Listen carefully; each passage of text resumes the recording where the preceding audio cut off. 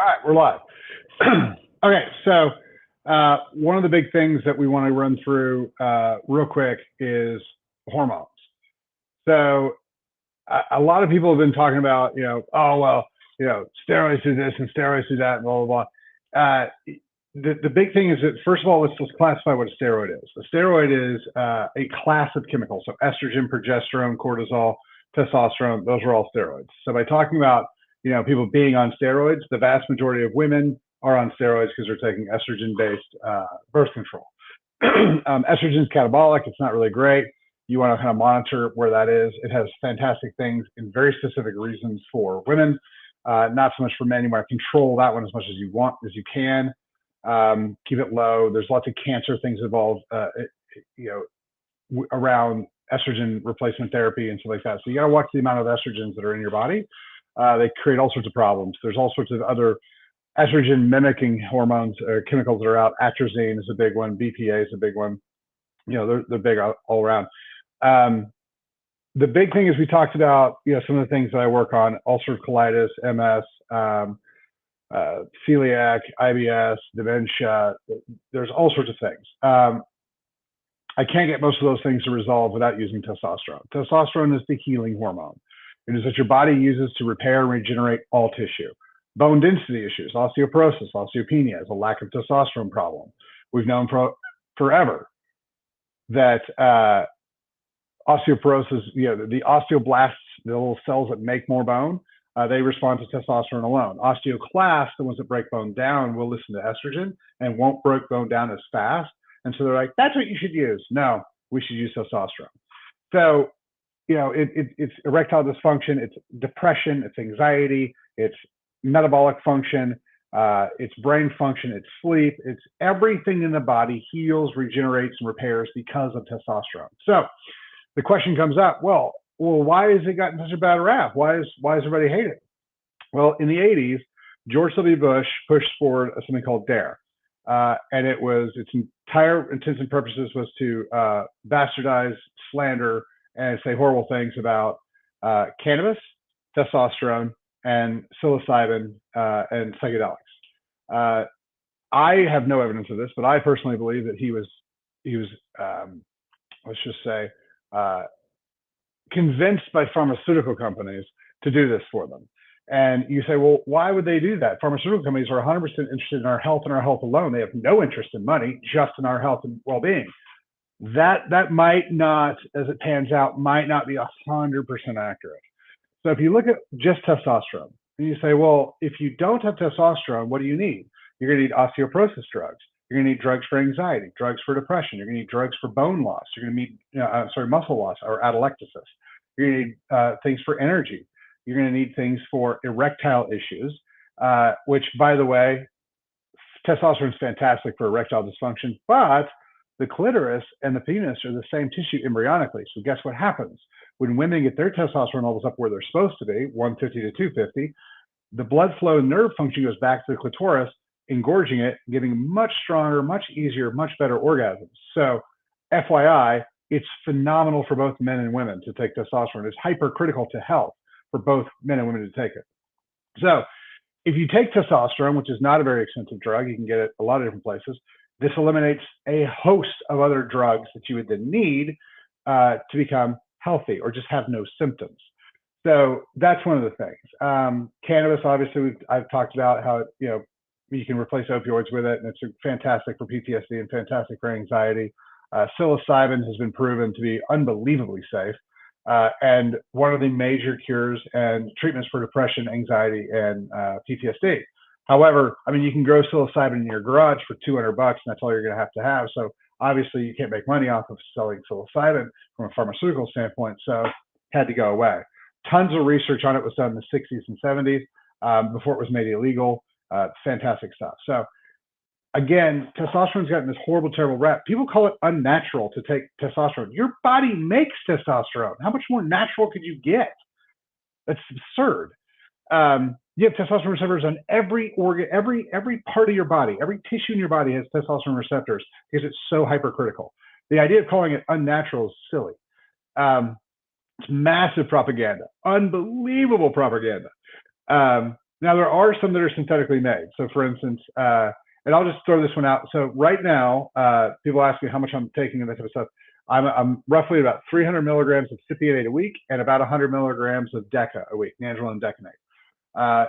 Deca, so the way I view it is it's natural if that's what the receptor site's asking for. So in a testosterone receptor, if you give it testosterone, and I'm fine with the esters, the cypionate, enanthate, propionate, if that's what the receptor is asking for and you give it to it, that's natural. So the 300 milligrams of cypionate I consider natural, just like I consider taking B vitamins or hormone D3 or any other nutrients that I'm taking. If that's what the body specifically is asking for, it's a natural thing. Now, the Deca, the nandrolone decanate I am taking is synthetic and is not natural.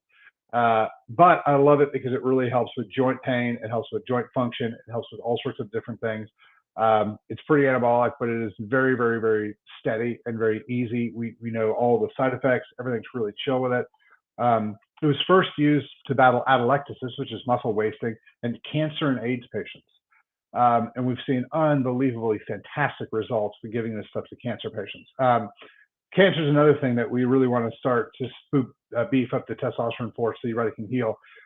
There has been zero evidence ever that testosterone increased a cancer or made it worse. So that's one of those things people say, well, it's bad for X, Y, and Z. Show me the research. The research I have shows that high levels of testosterone, super physiological, so above normal, actually eats cholesterol plaquing out of your arteries. The actual definition, if you want to look it up, would be that super physiological levels of testosterone increase cholesterol exudates from macrophage.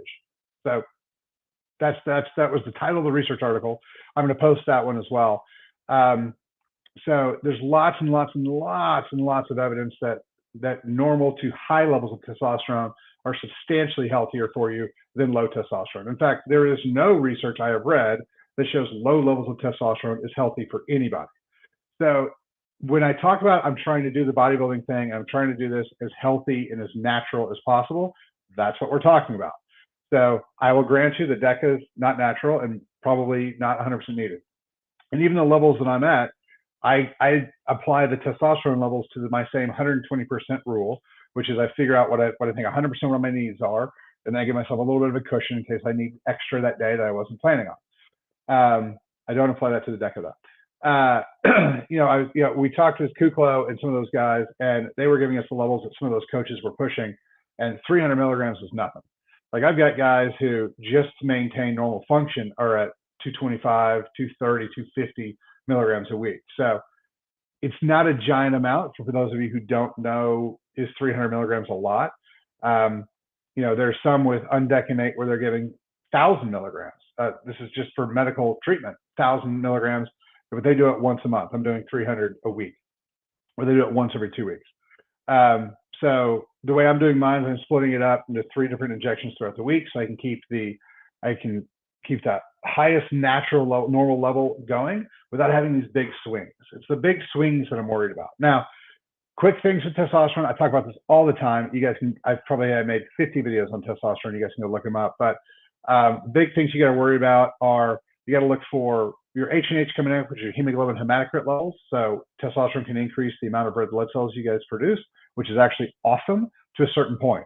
So it's kind of like this parabolic curve, right? Because the more hemoglobin hematocrit you have, the more oxygen you can carry. And so it's good, it's better, it's better, it's better, it's questionable. And then once you get to a certain point of H&H, it becomes bad because now your blood gets too thick and the viscosity of a fluid increases hydrostatic pressure or it increases your blood pressure. So you got to watch that. You don't want to see increased pressure on the blood vessels in the heart to become a problem. So you just draw your blood every couple of months. If it gets high, you donate, save 3 lives, everybody's happy. There's conversion to DHT, which is wildly anabolic, which is fantastic, but it also damages, we think it damages the prostate and it definitely damages the hairline. I don't have to worry about hairline issues. So, in fact, I'd prefer it if all the rest of my hair fell out, wouldn't have to shave it anymore. But so that's one of those things. Those levels are going to be high. Like you can pull DHT levels in labs. If you're a woman or you're a guy who's worried about your hairline, they're not that hard to block. They're not that hard to monitor and deal with. It also converts to estrogen, which is why you use aromatase inhibitors to keep it from converting over. And that's a big piece. anastrozole, there's a number of them. Anastrozole is the one we use the most. And that keeps your estrogen levels low. I like to keep estrogen levels in men below 40. With women, I want no hot flashes, night sweats, or vaginal dryness. Outside of that, I like those levels pretty low because, again, I'm worried about cancer.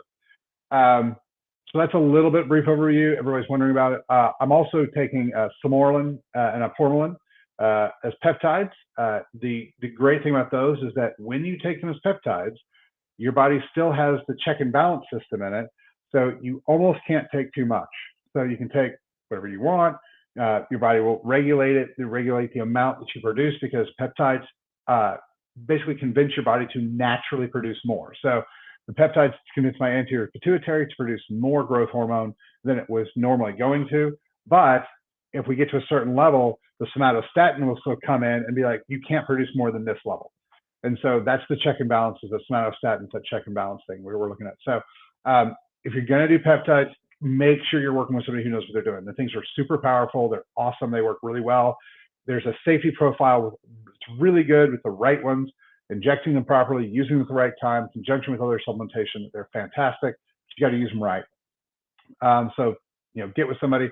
Most of your docs are not going to understand peptides. It's a new thing. It requires a lot of reading, a lot of chemistry, and most docs are just not going to do the homework to get them done right. But they're fantastic if you want to use them.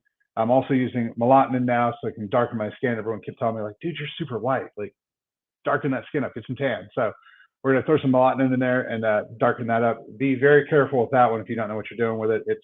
It can be tricky. But anyway, so that's where the hormones are. That's kind of where that stuff is. We're going to talk about that a lot more. Ask guys all your questions you want to, and we'll kind of knock this stuff out. It's super critical for health.